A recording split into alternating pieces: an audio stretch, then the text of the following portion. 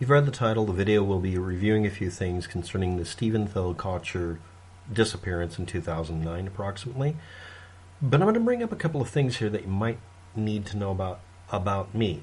It's not about me. I don't do videos on true crime that often. When I do them, I get asked questions about them. I end up doing subsequent videos. The last video I did on this was about the fact that YouTube and Google were not the best sources, and most importantly, Google Maps had decided to erase a bunch of stuff that was useful for trying to figure out what the hell happened to this guy. As in erasing sections of the map that are miles across. But here we go. Street view specifically. But I wanted to point out that if you look up the subject of Stephen Kocher, which is his entire name, I will show up on page 1, whether you're logged in or not. If you sort it by relevance, view count, everything, I show up for some reason. And I found out, I think, what it is, because those don't count as far as whether or not the video is embedded in blogs. Apparently people are using my video because of some comments under it. It's got a discussion, and also referring to my work, which isn't really useful. I mostly mapped out the pathways in the days or weeks before he disappeared. And also the pathway you could assume he took, possibly, if he was on foot only. And the fact that his cell phone gave one pathway, and the evidence shows that none of this makes any sense. It is a truly cold case. Because it's such a cold case and very obscure, because it's one of those just so weird stories that just ends suddenly, there's very little data, and there's virtually nothing added to it since then. It's really a cold case. At the time the man went missing, people in the immediate area around where his car was found and everywhere he had visited that they were able to determine from cell phone records or him using his debit card or whatever were all contacted, and everybody in the area was shown pictures of him saying, "Have you seen this guy?" back then. The idea that new information would show up this year from a witness is very strange. My video is posted as a link in a discussion on a potential of someone having recently had the memory jogged, like something like this. So I have to point out something about the comments I'm going to be reading from someone who posted under another video of mine. I don't believe them. Now I'm going to explain why first. This is prefacing, so if you don't want to hear this, pause the video, read the quote or statement the person made. I've rearranged it to where it makes more sense, as far as timeline, and read the original one, which will be an archived link directly below the statement. But I'm going to discuss the source of this information. It's a channel with no videos, just music playlists, joined in 2006, and was only archived before today once, in 2008, back when it had a very different format for YouTube, and it seems it was only done as an archive of that channel because someone was insulting them, but I don't know. The channel has a vanity name, a Google or YouTube URL, and another name change since then by giving him or herself a yet another name. And from the numbers on the name, you could probably figure out when the person was born, I guess, but it doesn't matter. The point is, the channel has no content concerning the subject matter or anything to corroborate the claim. In the claim is an assertion that you can go to a Google podcast app and listen to information they provided to a podcast. And I was told to look up Eyes on Justice True Crime Investigations.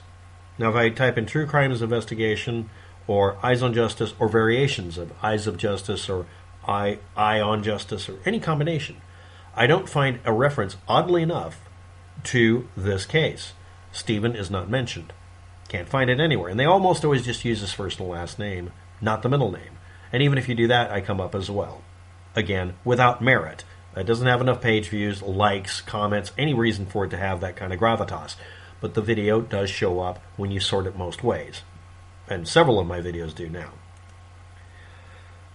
I found out that I was linked or embedded on and then copied to several other blogs concerning Stephen. There's no reason to link to my videos. I appreciate it being done, but it's mostly because of the comment section under the video, not the content of the video or the links, except for one person mentioning that they were able to get a lead out of one of the links in the video. Okay, and that was interesting to look into, but it doesn't really lead anywhere that's reference to what's being said here. Now, again, the podcast that's referred to that I'm going to do in this comment that the person left doesn't either exist or whatever. And it only leads, if you want to call it that, to a true crime channel that started up and then just stopped posting years ago and then just posted a couple of months ago one more video. 3 videos total. And is selling merch and asking for donations. And it's one of those channels that's exploiting the subject or gave up on it.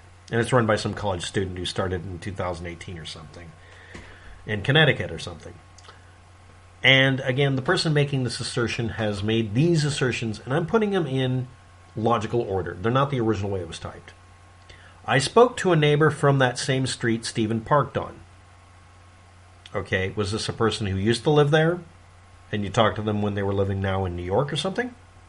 Because at the time Stephen went missing, every neighbor in the area was shown a picture of him and said, did anything unusual happen that day? Did anybody come by and knock on the door?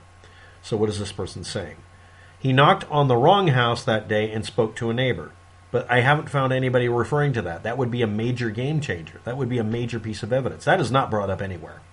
So, over 10 years ago, this happened, but now you are getting this information.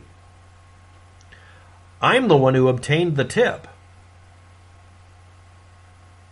Now you lost me. I gave it to the private investigator group working for the family. It's 10 years later, and I'm sure you told them who it was that you talked to, where they were at the time you were talking to them, and where they were supposed to be as a neighbor that day.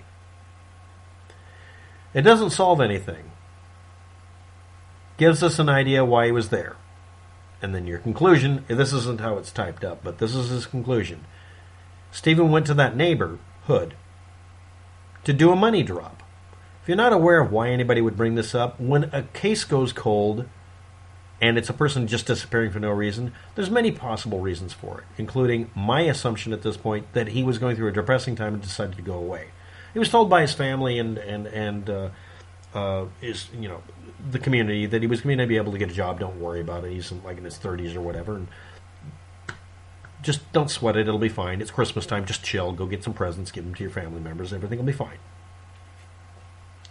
And he had gone on a long trip in a big circle, visiting places in his past or friends. Maybe he was going through a midlife crisis at 30 or whatever. I did that. Everybody does this sort of thing where they go off and revisit their existence and put some things to bed. And some of us do it repeatedly. But saying you went to do a money drop and leaving it at that, well, that sounds vague. First of all, money drop could mean anything, but you're implying some sort of illegal activity. Again, where was this neighbor you talked to or interviewed? Were they still living there? How do you know they're not just bullshitting? Why didn't they say something in 2009, 2010 when this happened? The guy was on milk cartons. And why would you point me to a podcast named Eyes on Justice True Crime Investigations, which for some reason is the only name combination that doesn't show up on the podcast lookup for any podcast, much less the Google one.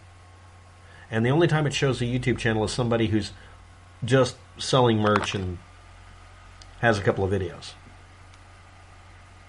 And why are you doing this from a channel that's completely blank, that's mostly you looking up music sources and getting called a poo-poo head in 2008 and someone decided to archive it for their trophy room? Listen to Eyes on Justice True Crime Investigations on Google Podcast app for further details. There aren't any results for Eyes on Justice True Crime Investigations or Eyes on Justice associated at all, and True Crime Investigations associated with Stephen Culture's disappearance at all, or anything. And the only thing that comes up again is a YouTube channel that is a Connecticut college kid using a YouTube channel to get donations and selling merch, and has 3 videos to justify you giving him money, and I'm pretty sure it didn't go anywhere. It goes to a PayPal page.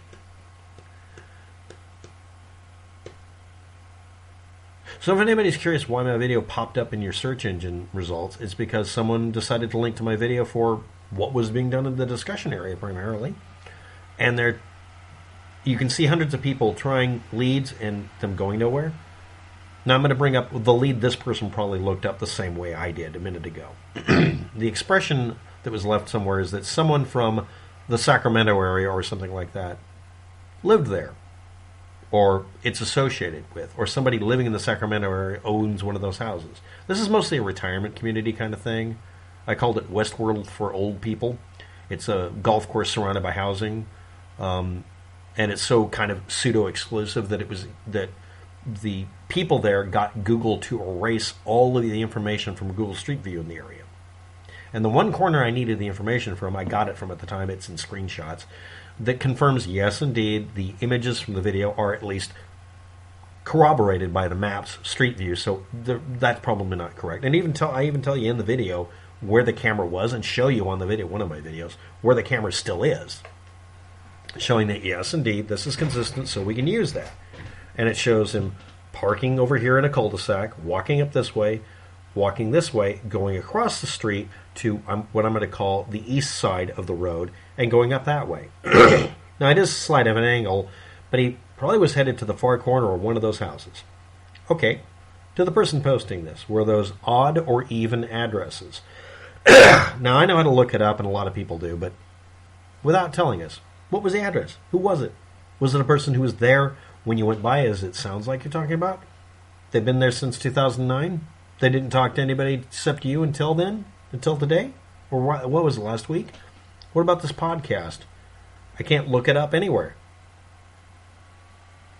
So why would people claim it was a money drop, implying some sort of illegal activity? If you're not aware of it, Stephen Kocher is from a population that's notorious for being annoyingly, boringly honest, that don't break laws.